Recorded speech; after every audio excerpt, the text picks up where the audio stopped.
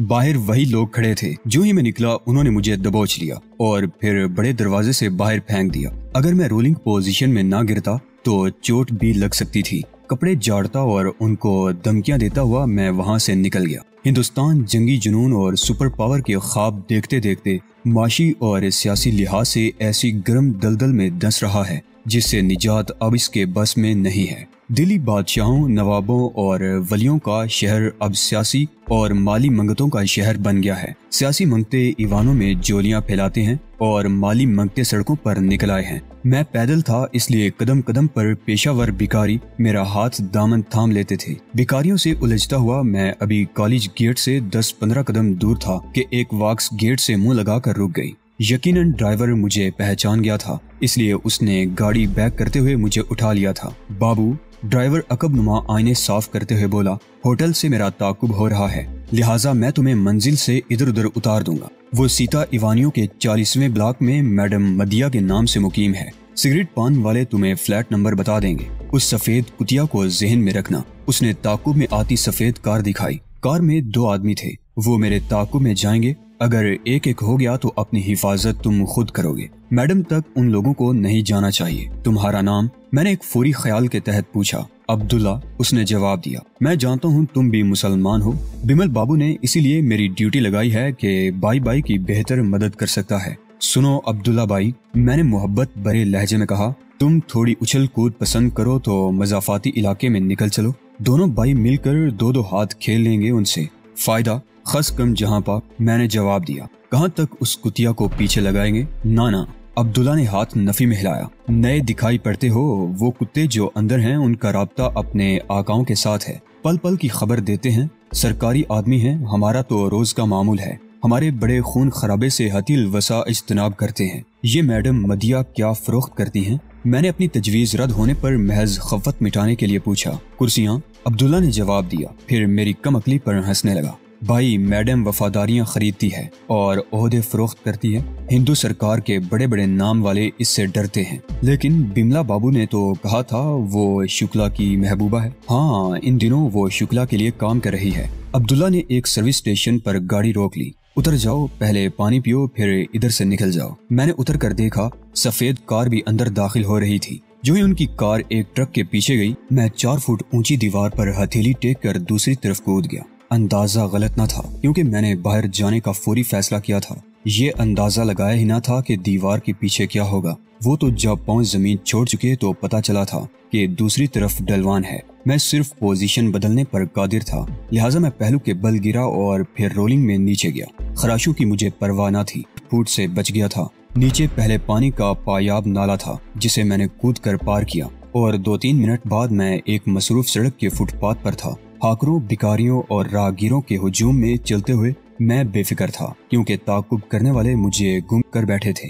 निमन sign board से आगाही हासिल हुई कि मैं मतलूबा जगह से दूर नहीं हूँ। वही सड़क घूम कर फिर इसी सड़क से जा मिली थी जिस पर सर्विस स्टेशन था। दाएं हाथ ऊंचे फ्लैटों का सिलसिला दूर तक फैला दिखाई दे रहा था। मैंने एक नौजवान पान फरोश का इंतखाब किया। वो गद्दी पर आलती पालती मारे पत्तों की ड्रेसिंग कर रहा था। मैंने जब मीठा पान तलब किया तो एक गाहक जलती रस्सी से सिगरेट सुलगा रहा था। ब्लॉक नंबर 40 किस तरफ है भाई साहब? मैंने पान लेते हुए पूछा। खोली चाहिए?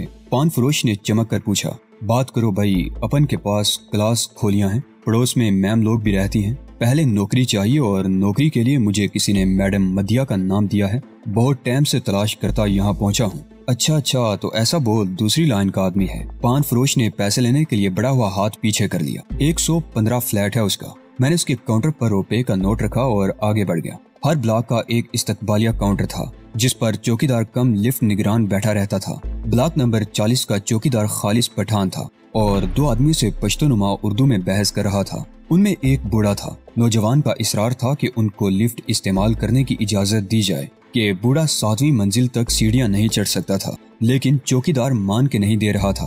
मैंने तकरार के अंदाज से ये बात मालूम कर ली थी कि चौकीदार क्या चाहता था। यही वजह रही थी कि मैंने रहनुमा बोर्ड से खुद मालूम किया कि 115 नंबर फ्लैट मुकफ्फल नहीं है। मैंने चौकीदार से मुसाफा किया और एक नोट उसने बाएं हाथ की मुट्ठी में दबा लिया। ٹھیک ہے چھوٹے صاحب، 3 نمبر فلیٹ لے لو۔ مجھے نہیں معلوم بوڑھا اور نوجوان اصل بات سمجھے تھے یا نہیں۔ میں لفٹ کے ذریعے اپنی منزل کی جانب روانہ ہو گیا۔ کال بیل کے جواب میں ایک ادھیڑ عمر خوش شکل عورت نے دروازہ کھولا۔ میں اسے میڈم مدیا سمجھ بیٹھا تھا۔ اس کی شخصیت ایسی ہی جاذب نگاہ تھی۔ بمل بابو کا پیغام لایا ہوں میڈم، میں نے ادب سے کہا اور وہ مسکرانے لگی۔ اس نے آنکھوں سے راستہ دیا تو میں اندر داخل ہو گیا۔ مختصر سی لابی عبور کر کے وہ مجھے بیڈ روم میں لے گئی۔ کون ہے آنٹی؟ کھنکدار آواز میں کسی نے پوچھا۔ اپنا آدمی ہے بیبی، تم مہمانوں سے فارغ ہو جاؤ تو مل لینا۔ عورت نے کرسی کی جانب اشارہ کرتے ہوئے اسے جواب دیا، پھر دوسری کرسی کی پشت پر جھک کر مدھم آواز میں بولی، میڈم کے پاس انٹیلیجنس کا صاحب ہے، میں تمہارے لیے کافی لاتی ہوں۔ اس نے دروازہ بند کر دیا۔ جب میری توجہ دوسرے کمرے میں ہونے والی باتوں پر لگی تو میرا ذہن چٹکنے لگا تھا۔ ہارڈ بورڈ صرف پردہ ہی تھا یا وہ لوگ بالکل دیوار کے قریب تھے۔ باتیں انگریزی میں ہو رہی تھی۔ میری تجویز میں کوئی الجھاؤ نہیں ہے میڈم، مرد کہہ رہا تھا۔ بالکل 2 اور 2 کی مسلمہ پالیسی کی بات ہے، بلکہ مسٹر شکلا تھوڑا دے کر زیادہ حاصل کرے گا۔ وہ اگر میرے گروپ کو ایمونیشن کے خفیہ بزنس میں 50% پر شامل کر لے تو اپنے منافع کے ساتھ وہ ہم سے سپلائی کی سہولت حاصل کر سکتا ہے۔ اب وہ مال دوسری پارٹی کے ذریعے کشمیر سپلائی کرتا ہے۔ پارٹی زیادہ مارجن رکھ کر سودا کرتی ہے، جبکہ ہماری شراکت سے تیسری پارٹی کی ضرورت ہی نہ رہے گی۔ ہم مال براہ راست ضرورت مند ہاتھوں تک اپنی پسند کے نرخ پر سپلائی کریں گے۔ تم کسی طرح شکلا سے ہماری ایک میٹنگ کرا دو۔ آفیسر، میڈم کی آواز ابھری، اگر تم شراکت چاہتے ہو تو ہماری بھی کچھ شرائط ہوں گی۔ کیا تم شکلا کی نمائندگی کرنے کی مجاز ہو؟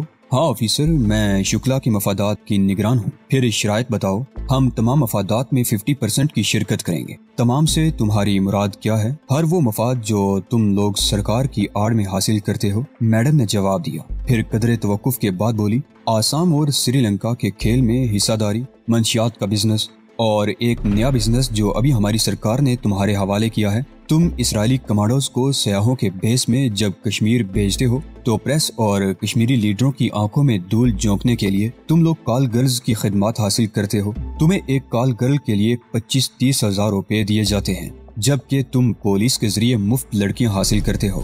وہ لڑکیاں واپس نہیں آتی، اس لیے کہ جب کمانڈوز ایکشن میں مر جاتے ہیں تو تم لوگ ان لڑکیوں کو غیر ملکی سیاحوں کے حوالے کر دیتے ہو۔ ہم بھی تمہارے اس بزنس میں شامل ہونا پسند کریں گے۔ اوہ، آفیسر کی آواز آئی، تم تو بہت گہرائی کی باتیں جانتی ہو۔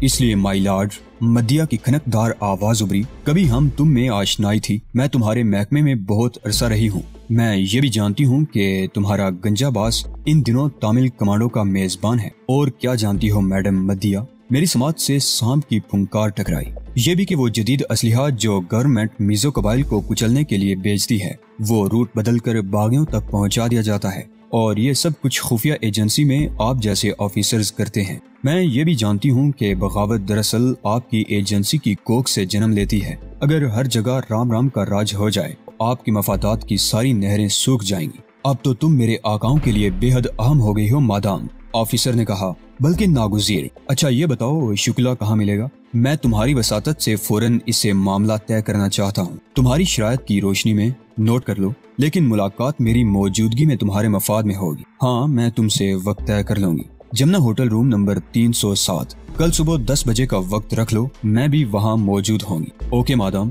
آواز فوراً ہی مادام مدیا کی چیخ میں مدھم ہو گئی۔ یقیناً خاموش ریوالور سے گولی چلائی گئی تھی۔ میرے فوری فیصلے کی تہ میں یقیناً میڈم مدیا کی وہ ضرورت رہی ہوگی جو میرے مشن کو درپیش تھی، لیکن میں نے شعوری فیصلہ نہیں کیا تھا۔ اس جذبے کو میں کوئی نام نہیں دے سکتا کہ کیوں میں نے مادام کو بچانے کا فیصلہ کیا تھا۔ پلائی ووڈ کا دروازہ ایک دم کھلا اور ایک طویل القامت شخص الٹے قدموں باہر آیا۔ اس نے پہلے ریوالور کو کوٹ کی جیب میں رکھا اور پھر بڑے آرام کے ساتھ دروازہ بند کیا۔ ابھی اس کا ہاتھ ناب سے جدا نہ ہوا تھا کہ میں نے اچھل کر اس کی گردن پر ضرب لگا دی تھی۔ ماہرانہ ضرب نتیجہ خیز رہی تھی۔ وہ ریوالور سے جھکنے والی گولی کی طرح بے آواز ہی گداز قالین پر اوندا ہو گیا تھا۔ میں نے جھانک کر دیکھا، ایک عورت فرش سے کوہنیوں اور گھٹنوں کے بل اٹھ رہی تھی۔ اس کے دونوں ہاتھ چہرے پر تھے اور انگلیوں کے جوڑوں سے خون کی سرخ داریاں اس کی سیڈل کلائیوں کو رنگ دے رہی تھی۔ میڈم، میں نے اسے سہارا دیا، پلیز خود کو سنبھالیے، میں نے اسے مار گرایا ہے۔ اس نے ایک دم چہرہ خون آلود ہاتھوں سے باہر نکال کر میری جانب دیکھا۔ آنکھوں سے اوپر کا چہرہ صاف تھا۔ گولی اس کے بائیں گال اور کان کو اڑا لے گئی تھی۔ میرا خیال ہے کہ گولی چلانے والے نے اپنے فائر کو کارگر سمجھا ہوگا۔ وجہ شاید یہ رہی ہوگی کہ میڈم چیخ مار کر فوراً فرش پر گر گئی تھی اور اس نے اپنا چہرہ ہاتھوں میں چھپا لیا تھا، ورنہ وہ غیر مہلک زخم دیکھ کر باہر نہ جاتا۔ وجہ کچھ بھی تھی، میڈم مدیہ کی زندگی بچ گئی تھی۔ کہاں ہے وہ سور؟ میڈم نے پوچھا۔ اسے گھسیٹ کر لاؤ اندر۔ میں باہر گیا۔ آفیسر اسی حالت میں پڑا ہوا تھا۔ ویل ڈن، خوبصورت نوجوان۔ میڈم کے پاؤں میں جب اسے ڈالا تو وہ اپنے زخم کو بھول گئی تھی، حالانکہ خون نے اس کا لباس تر کر دیا تھا۔ یہ وقت تعارف کا نہیں ہے، تم جو بھی ہو میرے محسن اور دوست ہو، اور میں اپنے وفادار دوستوں کی قدر کرنا جانتی ہوں۔ میں فرسٹ ایڈ کے لیے جا رہی ہوں، تم ٹائی اور میرے سکارف سے اس کے ہاتھ پاؤں باندھ دو۔ جب میڈم اپنا چہرہ پٹی میں چھپا کر واپس آئی تو میں آفیسر کو مضبوطی سے باندھ چکا تھا۔ اس کی جیبوں کا سارا مال اپنی جیبوں میں منتقل بھی کر لیا تھا۔ شناختی کارڈ، ملاقاتی کارڈز، چابیاں، ریوالور، چاقو اور معقول تعداد میں کرنسی نوٹ تھے۔ گڈ، مادام نے تعارفی لہجے میں کہا۔ ہاں، اب تعارف ہو جانا چاہیے۔ جواب کے طور پر میں نے بیمل بابو کی تحریر اس کے آگے رکھ دی۔ کام بولو دوست، مادام نے تحریر پڑھ کر کہا۔ میں تمہارے لیے کیا کروں؟ آج رات کسی وقت شکلا صاحب کے آدمی نواب سے معاملہ طے کرنے والے ہیں۔ نواب صاحب کے پاس کچھ ایسے مہمان ہیں جو ان کے لیے بے حد اہم ہیں۔ نواب صاحب نہیں چاہتے کہ شکلا صاحب کے آدمیوں کی وجہ سے ان کے مہمان خفیہ والوں کی نگاہوں میں آ جائیں، لہٰذا نواب صاحب چاہتے ہیں کہ شکلا صاحب سے ملاقات کسی دوسری جگہ ہونی چاہیے۔ یہی وہ شخص ہے۔ میڈم مدیہ نے آفیسر کی جانب اشارہ کیا جو شکلا صاحب کے تعاقب میں لگا ہوا تھا، ڈیوٹی اور ہند سرکار کے لیے نہیں بلکہ اپنے ٹولے کے مفادات کی خاطر۔ بہرکیف تمہاری آمد میرے لیے بے حد مفید ثابت ہوئی ہے۔ تم نے ایک طرف میری جان بچائی ہے اور دوسری طرف یہ ثابت کیا ہے کہ تم عام نوجوان ہرگز نہیں ہو سکتے۔ اگر سیٹھ صاحب اور شکلا کے درمیان ایک تعلق ہے تو اسی تعلق کے حوالے سے میں تمہیں دوست کہتی ہوں۔ میں نے درد مارنے والی دوا لی ہے لیکن میں تکلیف میں ہوں۔ تم میرے ساتھ ڈاکٹر تک چلو گے؟ مجھے ایک اچھے دوست اور تم جیسے محافظ کی ضرورت ہے۔ بصر و چشم مادام، میں نے جواب دیا۔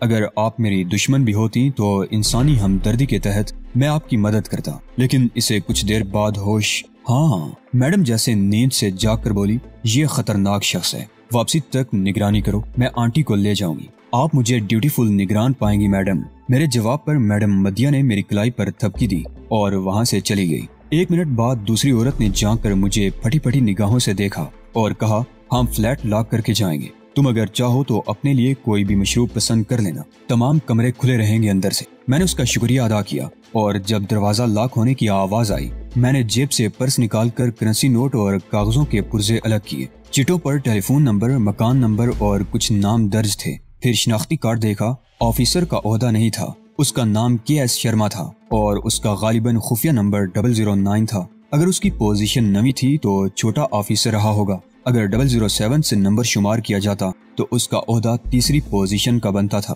اسے میں نے کروٹ کے بل ڈالا تھا۔ جب اس نے کروٹ بدلی تو ساتھ ہی اس نے آنکھیں بھی کھولی تھی۔ لہجہ بھر کے لیے وہ الجھا دکھائی دیا تھا۔ پھر اس نے اپنی حالت کا اندازہ لگا لیا تھا۔ مہمان ہو یا پیڈ نگران؟ اس نے مضبوط لہجے میں سوال کیا۔ پہلے مہمان تھا اور اب ان پیڈ نگران ہوں، میں نے جواب دیا۔ میڈم مدیہ؟ اس نے سوال ادھورا چھوڑ دیا، پھر قدرے توقف کے بعد بولا، کیا وہ زندہ ہے؟ شاید نہ ہو، میں نے کندھے اچکا کر گول مول جواب دیا۔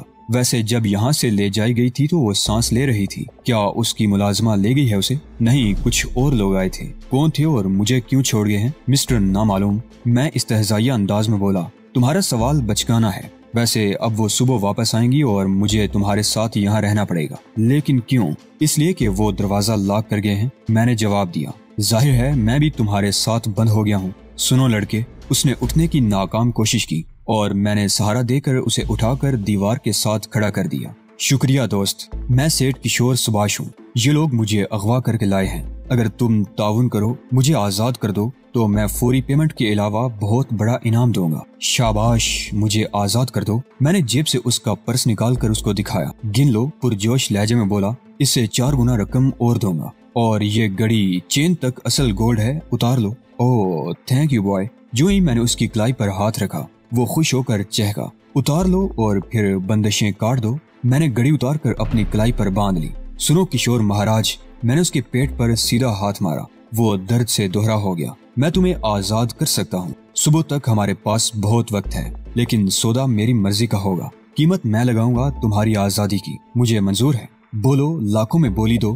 مال نہیں آفیسر، میں نے ٹھہرے لہجے میں کہا تو اس کا منہ حیرت سے کھل گیا۔ میں جانتا ہوں تم کون ہو اور تمہاری قیمت کتنی ہے۔